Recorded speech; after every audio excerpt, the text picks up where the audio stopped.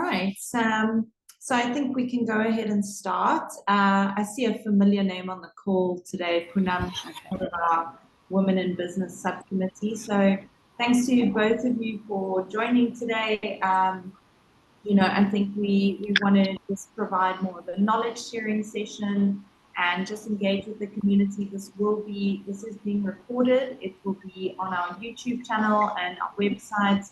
So keep a lookout for the recording. You can access it later, and then there will also be a thank you for attending email that will be sent with Jennifer's contact details should you wish to inquire more. So just a little intro on myself. My name is Kieran Heatley. I'm the Executive Director of the South African Chamber of Commerce Singapore. Some housekeeping. If you have any questions, please just feel free to put in the chat, and we can ask Jennifer along as we go. So thank you so much, Jennifer and John, we have here today. Jennifer is the head of school for Knightsbridge International, and John Ferron with her is the founder. So thank you. Maybe if you can give a brief introduction, Jennifer. Thank you, I'd love to. My name is Jennifer Mills, as we've just heard. This is not my first time that I've been working internationally. I am from Sydney. John is South African. We have a very much international community here at the school, both in the teaching staff and in the students. In terms of the places that I have worked and taught in my hometown of Sydney, and then when I was younger, I worked after my graduation for 4 years in Sydney, and then I moved to London. After London, I moved to Greece. And obviously I was teaching, and then I got married and moved back to Australia, was there for about 9 years, and then went on to Rome, and then on to Dublin, then on back to London, and then worked in London for many, many years.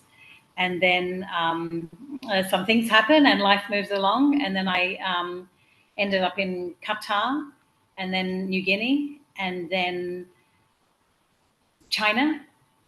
I'm just trying to think of all the places, and then South Korea. And then after South Korea, I went to Myanmar, which unfortunately a coup happened whilst I was living there. So I quickly skedaddled out of there, and then I've been in Singapore now. This is my 3rd year. So many schools. The one thing that they all have in common is that they're all obviously keen to see children do well, educate children from international families, and help them achieve their dreams of their children going to international universities or going back home to their home universities. My own children were internationally educated, and they both have university degrees. My daughter lives in London, my son lives in Sydney. So very much a global experience for myself. I didn't set out to be a globetrotter or anything like that, but as it's turned out, I have, and I'm very successful at it, and I absolutely love working here at KBH and being the head teacher at Knightsbridge. So I do have a presentation that I'd like to share with you, so that our listeners and the people who join in later on the recorded version can just understand a little bit about, not just about me, but about the context of the school, where we sit in the landscape of the Singaporean educational system. And anybody at any point in time, please feel free to ask me a question. And I'm not sure why we're not sharing. Let me just say hello first as well. Before. Just a little. Hi guys. So I'm John. I'm the founder and owner of Knightsbridge. I'm South African. I'm from Cape Town. Before this, I built some tech businesses, and then I started a school called Invictus, which we built up, became quite successful, and then ended up selling that and started Knightsbridge 4 years ago. We're going into our 4th academic year now. But I for these kind of things, I like Jennifer to talk, because she's probably a lot more academic and more interested in speaking about the things that you're interested in hearing versus my achievements. So thank you for that, Jennifer. I'll let you get on with the presentation. Let's just help Jennifer quickly. Thank you. Okay. Right. Let's get to talk. All right, we're at the top. Yes. All right, and let's just share it. Right? Okay. Mm-hmm. All right. What you got, Jen? Thank you, John. Thank you for sharing your presence in all of this. It's a pleasure to have John's support in everything that we do, and with his clear leadership. One thing that John is very unwavering about is that we're committed to quality education at an affordable price, and that will come through in the presentation. I'm fairly certain, loud and clear, because that is the premise that we operate on. So here we are, Knightsbridge International School. Thank you to the South African Chamber of Commerce for inviting us to speak about not just our school, of course, but about the international education setting here in Singapore and all things related to education. I do have a little clip for those of you who have never been to Knightsbridge, which is probably most of you. Just shows you a little bit about the school and about our teachers and where we are and what we do.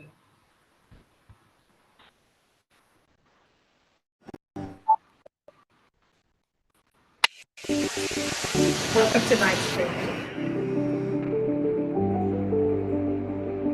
Hi, I'm John Ferron, and I'm the founder of Knightsbridge House. Today, we're going to walk you through the school and answer a few of your questions that you've been asking us every time you come and do a school tour. So without further ado, I'd like to bring you through the school and show you what we have to offer.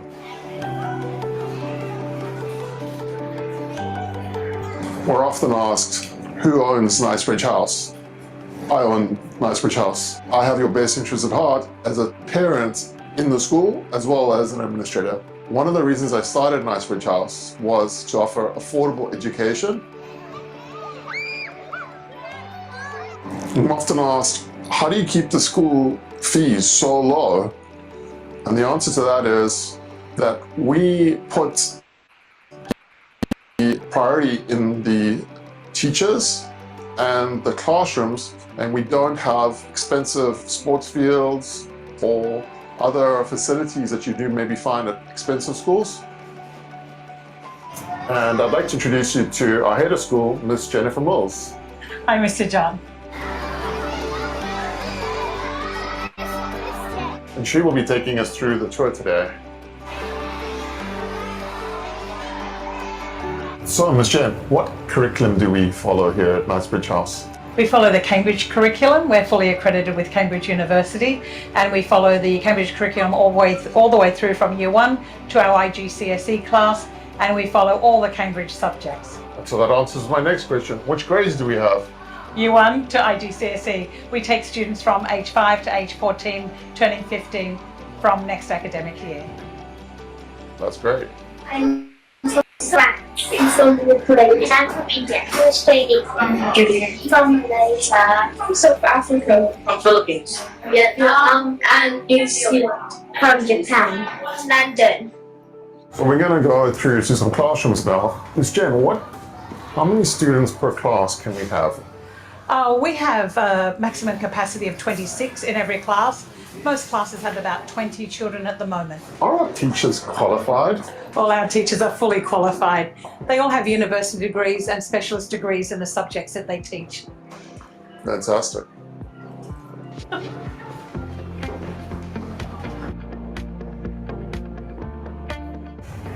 What about science labs? I don't see any in the school.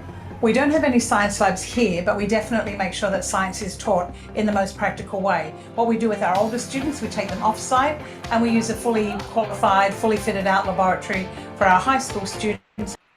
The primary curriculum doesn't require a laboratory, but we do have a science room here in the school where the children can have their science lessons. What about school lunches? Well, we have a spacious dining hall where the children can bring their own lunches and they eat in here together. And we are very keen that the children all eat healthy, so we promote healthy eating for the girls and boys. But we do have a school caterer and hot meals are delivered every day, and the children can purchase those meals on our school website. So, Ms. Jen, tell me about buying school uniforms. Sure. All of our school uniforms can be purchased through our school website. They're all available here on site. Mums and dads can try the children on in the correct size and purchase them through our website. Ms. Jen, where do the school buses go? The school buses go all over the island. We have a fleet of 9 buses that take the children from either door to door or point to point. All our buses are air conditioned, they have video cameras, they have the bus driver as well as a bus nanny or a bus auntie on it, and we have live location so that the parents can see exactly where the buses are when their children are travelling on our buses. So what are the school fees? Well, Mr. John, our school fees are probably one of the most competitive in Singapore. They're $12,000 a year. So what are the registration fees, Ms. Jen? Okay, registration fees for the school, completely free. We register the children. We don't have any costs associated with it, so we do everything free of charge. And you can register online through our website. I mentioned that we don't have facilities, but that was half true. We don't have facilities that we pay for directly, but with our facilities right next door to us. And this is the Lifestyle Sports Centre, which has a pool and a field, all the things that you'd want in a school, but we don't pay for this rent. And that's why our school fees can be so low. We use the local facilities wherever we can to support our curriculum learning. What about ECAs? We have ECAs on campus run by our teachers, and wherever possible we use the local facilities as well to support the clubs as well that we run. We're right next to a bus interchange that has buses from all over the island.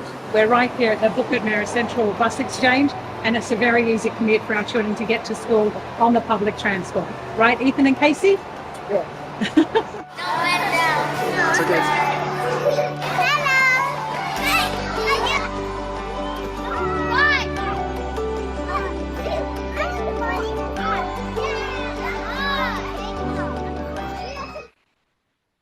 Okay, well, if that doesn't make you want to bring your children here to school, I don't know what will. Okay, so just a little bit more about the school.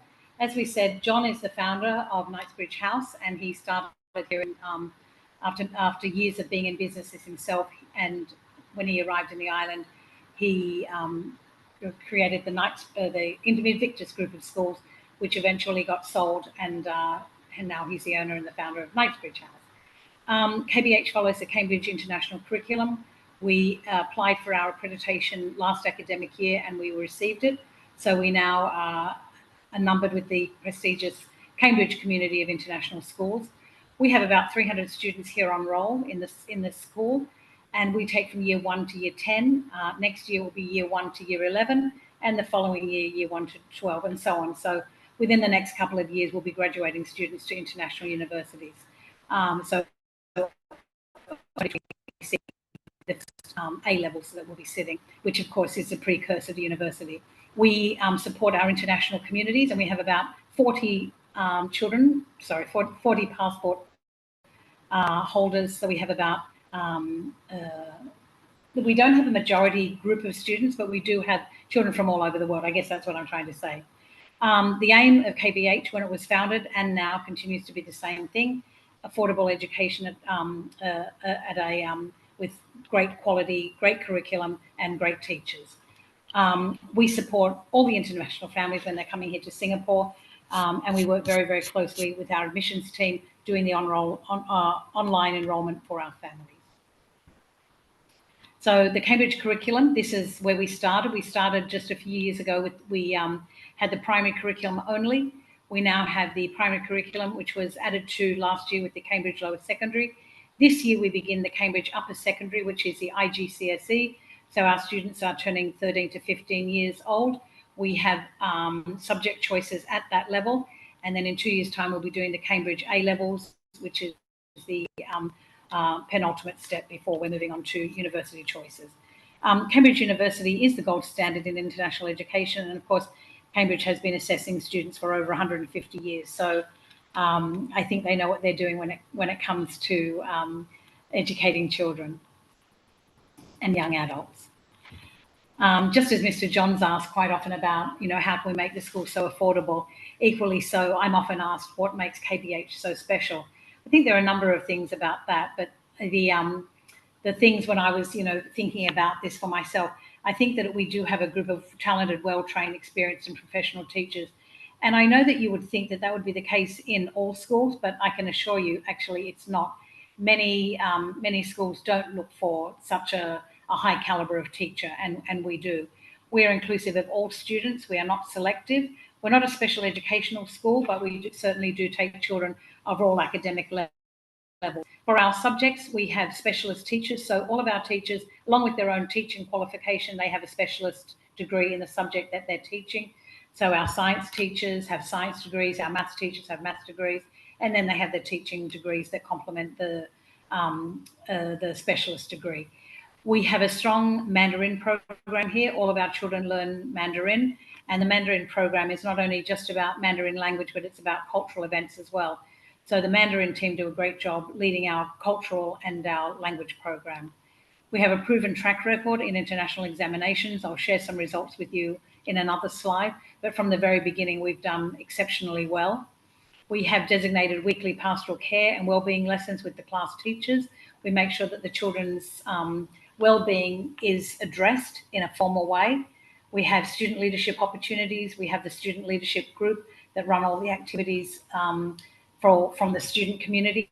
The student leadership group meets with myself and one of the other teachers on a regular basis, and we talk about the things that the children want to do in terms of leading the school. We have a learning support program in English and maths and Mandarin, and for those children who come to us with very little or no English, we have an EAL program, so all the children are being catered for.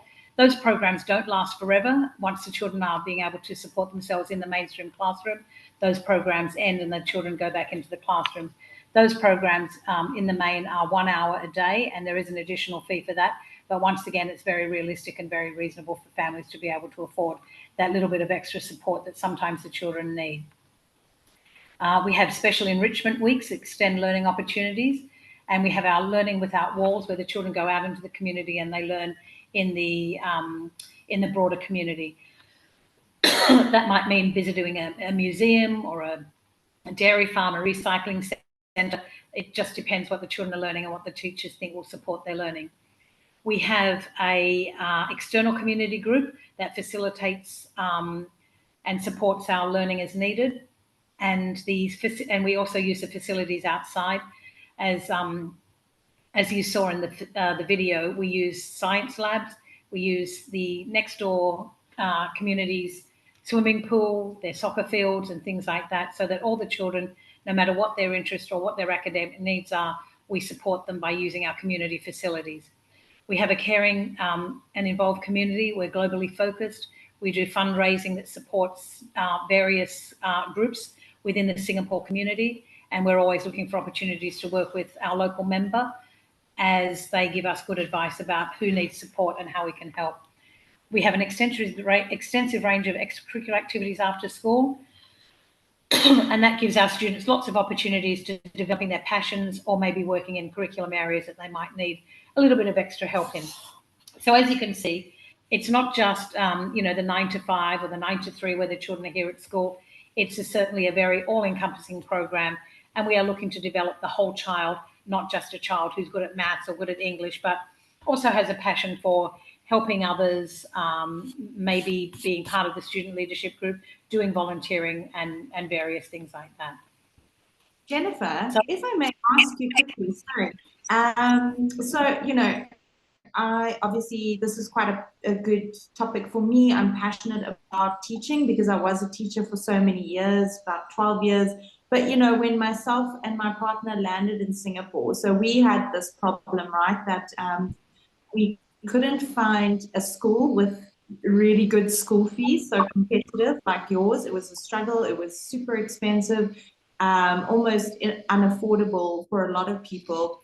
But also another thing, when you were talking about the learning support, I think we spoke about this briefly, is that do you provide any sort of learning support with children with sort of learning difficulties? Maybe not obviously as high level problems, but more dyslexia, ADHD, those lower level challenges.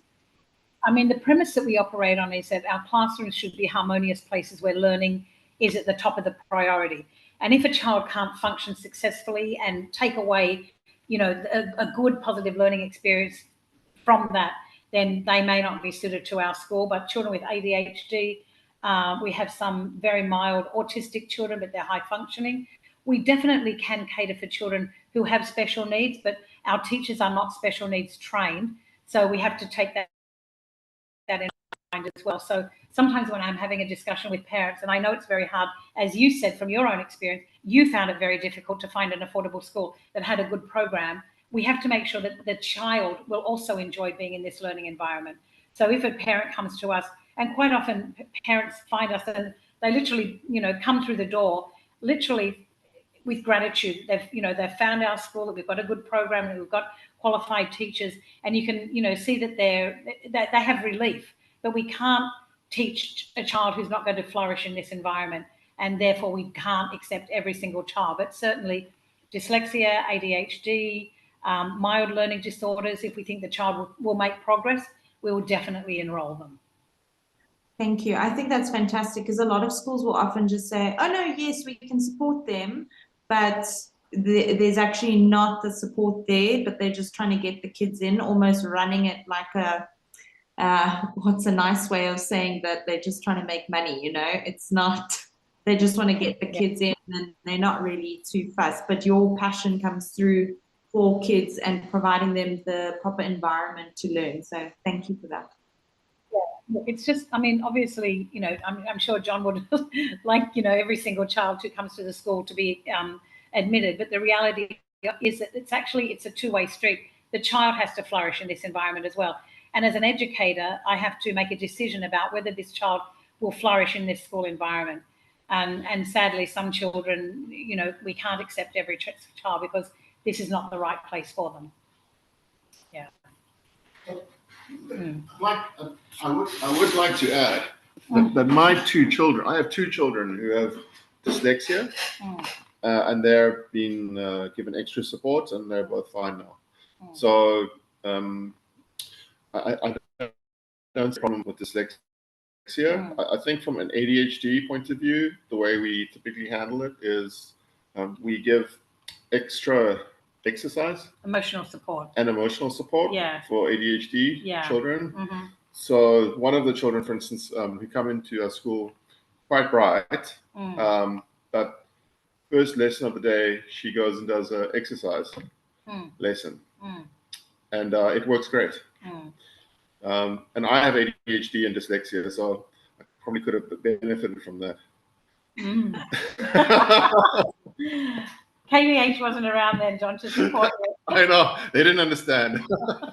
Yeah, so as you can see, we are very inclusive, and I think that that's the message that I wanted to share with you today. Yeah.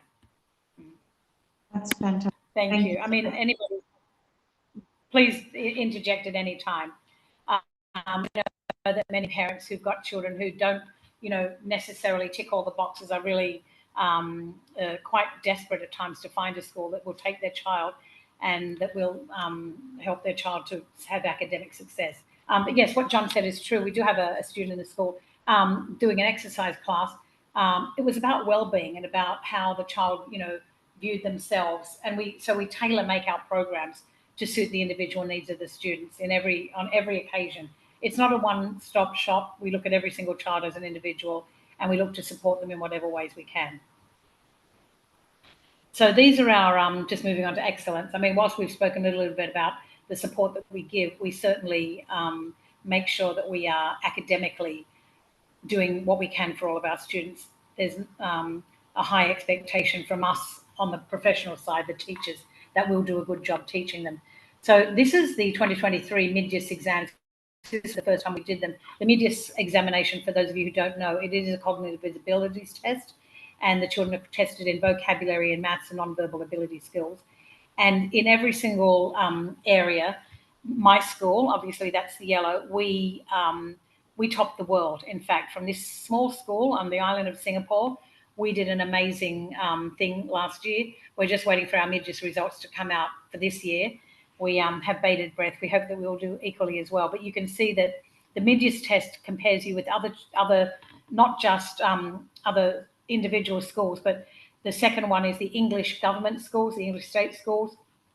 We did far better than them. And of course, this is on an English curriculum as well that we're teaching our students. Against international schools who took it, we did better than them. Against the Singapore schools who took the mid-years exam, we slightly and marginally just did slightly better than them. And CIS is the Council of International Schools, pardon me, which is an international accrediting body. We did much better than the CIS schools as well. So as you can see, academically speaking, we are really doing a really good job teaching our students. We have some very talented teachers, and we have some quite focused and dedicated students. So that was a very good thing for us. Just, going back to this whole child thing, KBH has 5 values that we talk about.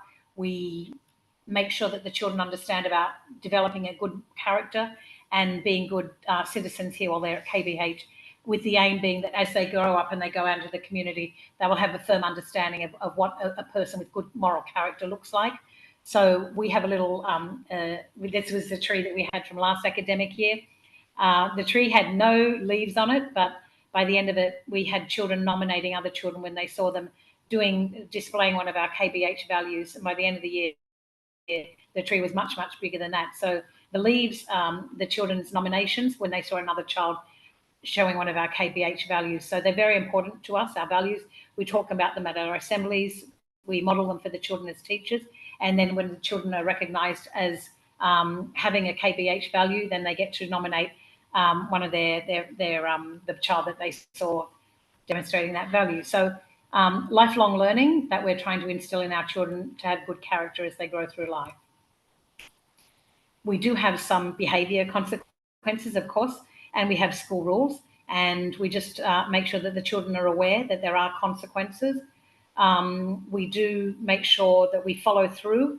If a child, even if something minor, if we feel the child needs to be counselled over it or have a reflection about their behaviour, we will definitely do that. So we do expect our students to be responsible for their behaviour and of course bear the consequences of what they did.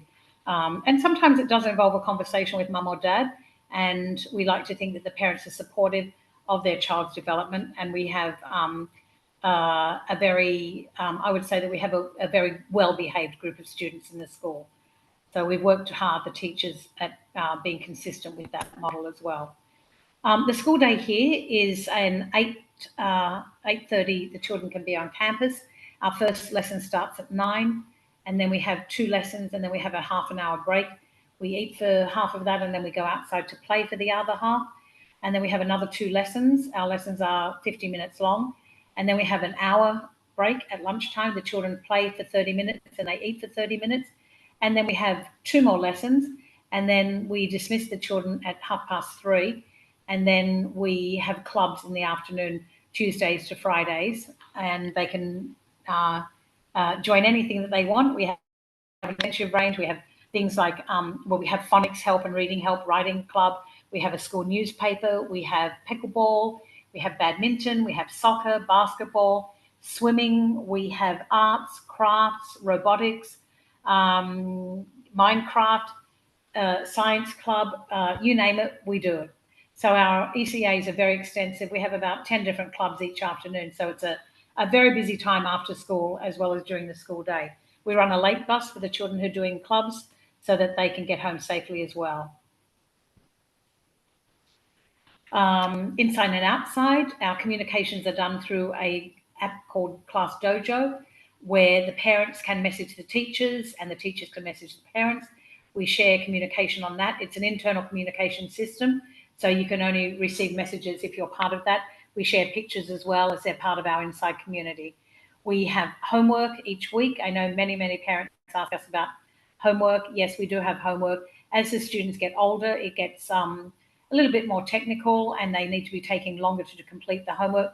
With the little ones, generally it's reading their reader, learning their spelling, and maybe doing some basic maths. And then by the time the children are in high school, it's doing research that they need to bring into the school so that they, into their classes, so that they are forward prepared for what they're doing in class. We have assemblies each week where we gather together. In the middle picture is a picture from our, it's not our International Women's Day. It's another assembly that we had where we invited the parents up. and they talked about the businesses that they run and the, maybe it was Careers Day, but we often invite our community members into the school to talk, to support, to do whatever they can. And it was actually International Women's Day. And yes, and all of these women that we invited up, they all run their own businesses here in Singapore and online. So our assemblies are a really important part of our the whole school, the way that we run it. We have assessments. We have baseline assessments at the beginning of the year. Then we do mid-year examinations, and then we do end-of-year assessments. We track all of our students. We analyse our data. We look what we're doing right. We look what we're doing wrong, and so that we can make improvements and adjust our teaching. That's whole school. And then, of course, we have end-of-unit assessments and little pop quizzes and things like that, so the teachers can assess the actual unit learning that went on. We have the learning support program, as I talked about before. We call it our PLP, our personalised learning program. And obviously, the parents can either ask us to put the child into the PLP. Sometimes the parents come along at admission and they know that their child would need help with EAL or they're not great with reading. So upon admission, we agree to put them into the PLP. But sometimes, children sometimes need a little bit of a help over a speed hump. As John said, 2 of his children, he has 3 children in the school, 2 of them are dyslexic, and we put them into the PLP program last year, and their progress was absolutely phenomenal. And, they are a definite success. So sometimes we look for children who might be in the school already, who aren't making the expected or the anticipated academic progress. And so we would speak to the parents then. John was very open to having his children in the PLP program, and most parents are, but it is an additional amount of money. So that has to be taken into account as well. So we work with the parents to work out their budget and what they can afford. We have holiday camps in every holiday. We've got the camps that they run from 9 to 3. They don't have the club component after that, 9 to 3:30, I should say. And once again, we run school buses for the children. And we have technology in the school. The children in the primary school from year 1 to year 6, we have a set of computers that get moved around the classrooms as they're having their lessons. And then the older students, we request that they bring in their computer, their laptop every day. And we have some parameters related to what they need to bring. Obviously, the older students are doing computing as part of their curriculum. So we don't, we can't have an iPad or a phone. We need actually a keyboard. But more about that when or if you enroll. Fee structure, this is the fees with GST, $13,080. We have a course material fee, which includes their all their textbooks. We do use textbooks in this school. It covers app fees that we have to pay or subscriptions and things like that. So for the junior years, it's $806. That's inclusive of Singaporean VAT, a GST. And then the older students, theirs is $1,090. And then we have a one-off annual insurance payable once a year, and it ranges from about $20 to $50. So it just depends on what the insurer's quote is for that year as to what it will be. So they're all the fees. Yes, we have school lunches, you can opt in. Yes, we have clubs, you can opt in. We have our Learning Without Walls. We must do that, but that's usually about $40 when we do those twice a year. And everything else, PLP is an optional. But basically, if you don't need or you don't want your child to do anything else, that's your school fees for the entire year. And the school fees, to make it even easier for parents to manage, they're divided into 6 equal installments that are paid throughout the year. So John has worked really, really hard to make this school not just an affordable school, but a great school as well. I've kind of come to the end of my presentation, but I'm just wondering if there are any questions that any of you might like to have or to ask me, or there's something that's hit a nerve with you or just made you think about something that you wanted to ask. So any questions? I think I actually have a question, Jennifer. So I have a few. Well, I mean, I just want to say that, first of all, the school looks beautiful. I mean, obviously I'm based in South Africa, so I can't come and visit, but hopefully when I'm there again, I can. But just from, looking at your overview and the school tour, it looks very similar to the school that we had my stepdaughter in, and those school fees were about 25,000 a year, which is incredible because you're paying, such a low school fees for a beautiful atmosphere. It looks just as good as all the other international schools. You've got all the extra curriculum activities that you can offer them. So it's really nice. And I really wish I had known about this school in 2017, but I don't think you were up and running then. We were not. No. No. So I wanted to just ask, I think as an expat, when we came to Singapore, some of the challenges that we faced were, sort of finding the right school with the right curriculum. It was finding a school where, the child could get proper transport to. But what are some of the other challenges that you've noticed in your community that international parents or expats have experienced, and how have you mitigated those? That is a good question. I guess the biggest fear, I have to say, for parents in international communities is that their children will fit in. And so obviously our wellbeing and our support programs, that helps the children, identify who they are. We are very globally aware, and we talk about different countries and their independence days and their festivals. We celebrate all the festivals here in Singapore, so that we really work hard to make sure that the children feel included. And when they run the assemblies, each class gets an opportunity to run assembly throughout the year. We make sure that we're looking at things that the children relate to and can shine. And we also have, the enrichment weeks that we have where the children, International Day, things like that, where they can wear the costumes from their own country and they can celebrate their uniqueness, things like that. But, also making sure that the children have good positive friendship groups. That's why our behaviour policy is so important, because we want the children to enjoy going out into the playground and playing with friends. We always address any issues. We talk about playground behaviour. We have anti-bullying week. We don't have a problem with bullying because we tackle it. We talk about it.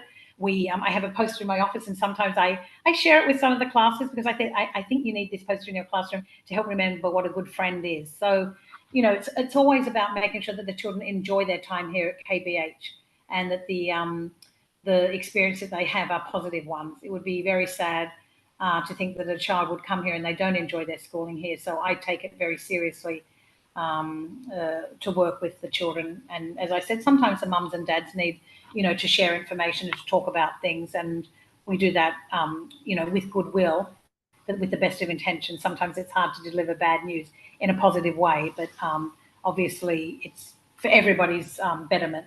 And I do want the children to enjoy coming to school here. And I always look for opportunities where I can praise them, where I can, sell them out for something that they've done. And our monthly awards assembly are a good chance to do just that.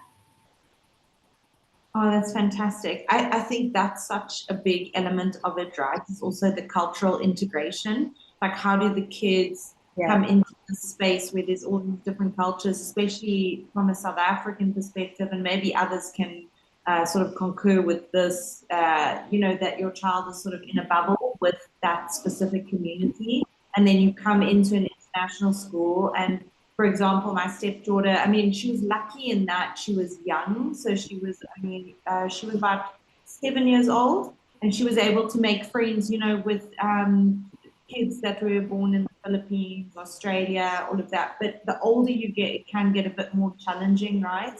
And I think it's so important on the behavioral side, what you spoke about, and that tree that you guys created was absolutely stunning. Like, I don't think I've even come across a school that actually implements that. I think I've seen one school in South Africa, and it's so important because of the, growing up today for kids is very different to how we grew up, right? It's like there's a lot more pressure on them, I find, not only with the educational space, but in a social setting as well. So it's really important. I really commend you guys for what you've achieved with that. Thank you. John, did you want to add something? I'm happy to answer any questions anyone else may have. Let's see if anybody's asked any questions.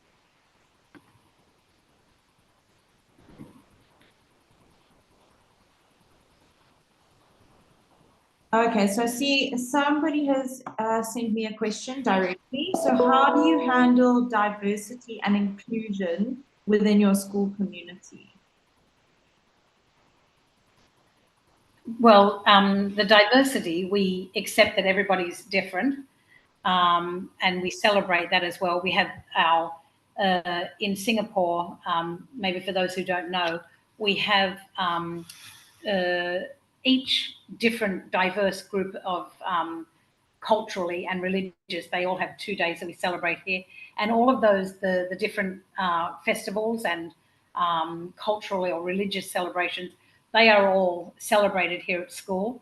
We have a committee that makes sure that every different diverse group of children in the school religiously is celebrated.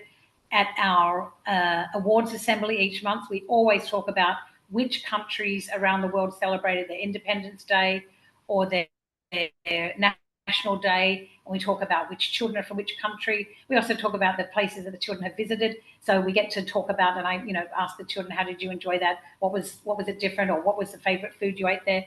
So that we can always talk about our experiences, so that we are celebrating the diversity of children, and we are actually helping them to understand that yes, they're individuals, and help us understand what you are like, where it is in your country.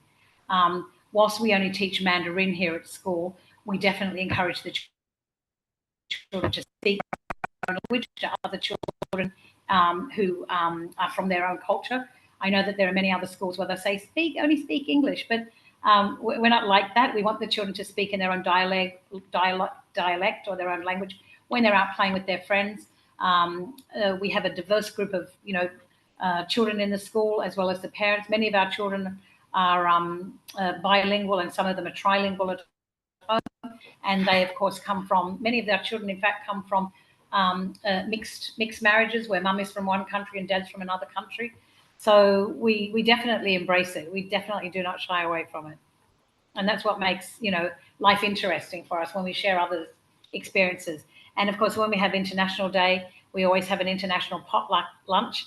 And the food is absolutely amazing from all around the world, and the children really, really enjoy eating the foods from the other countries. Oh, that's fantastic. I think you should get some South African biltong there for the International Day, John. It's expensive, We're a school that's working on affordability. I think you also have to be, aware, like some people are vegetarian as well. You have to be aware of that. I know I'm vegetarian. I don't eat biltong, but I know everybody else wants it all the time. Yeah. But as an owner, I have to be even more culturally sensitive, I think, to these things. Yeah. Even we have a multi-faith prayer space here at school, so that the children, if they want to pray at lunchtime, they can come and pray. We have the caterer that we use is halal.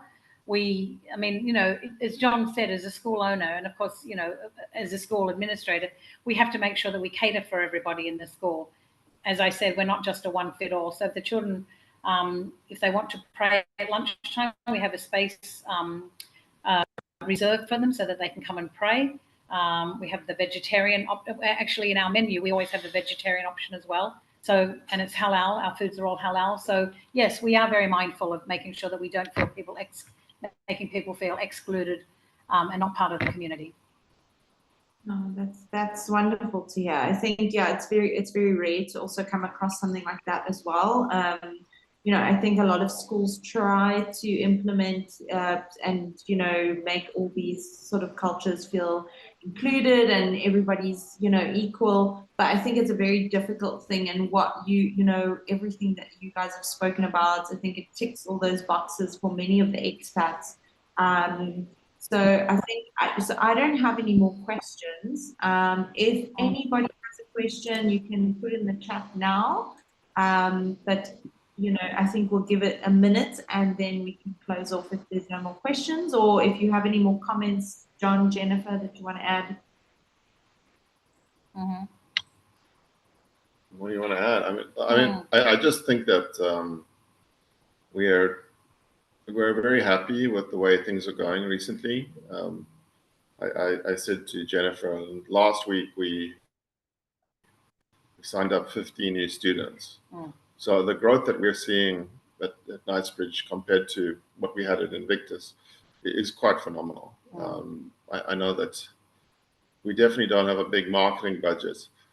So it's the money is either being incredibly well spent or something else is going right for us. And I think it's the other side of it, which is that people are recognizing the value that we're bringing, and they're buying into what we're selling, and it's working out really great.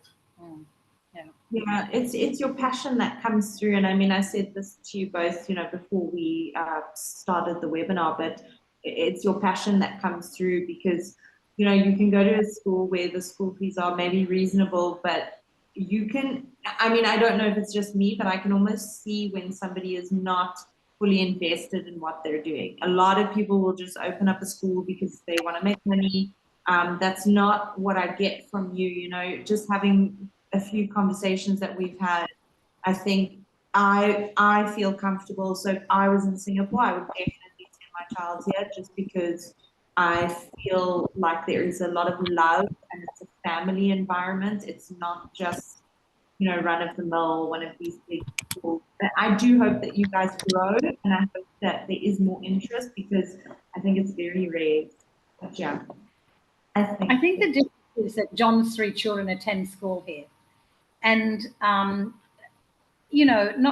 necessarily saying that it makes a difference, but John is very heavily invested in making sure his children get a good education, and that I feel that that does help. And when John, he's not an educationalist, but he's very passionate about owning a great school.